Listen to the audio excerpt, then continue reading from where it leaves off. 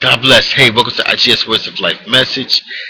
Hey, today I'm going to talk to you about the warning signs. The warning signs. Signs are designated to warn us or prevent us from doing something or going in a direction that is not lawful. We have a habit as human beings of looking at signs and ignoring them. In the world, if we disobeyed the signs that was posted, we would have to pay a fine. It works the same way with God and the spiritual. If we go against his warnings, there are consequences that we're going to pay whether we like it or not. I personally know how it feels for God to send a warning and I ignored the warning, and as a result, I suffered the consequences of not taking heed to that warning.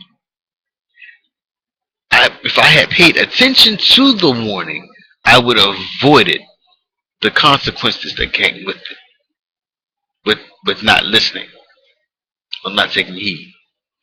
God has messengers, prophets, to warn us of the things that come, but the question is, are we listening? Are we taking heed to what God's messenger is saying? Or are we blowing the warning off like there's nothing to it? I look at what's going on in the Middle East and I read to my Bible to see what God has to say about it. And God says in Matthew 24:7, for nation will rise up against nation, kingdom against kingdom, and there will be famines and earthquakes in various places.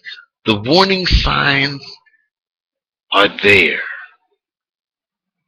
The warning signs are in plain sight, and we really need to wise up and pay attention. More people have died or have been killed in warfare this century than any other time in history.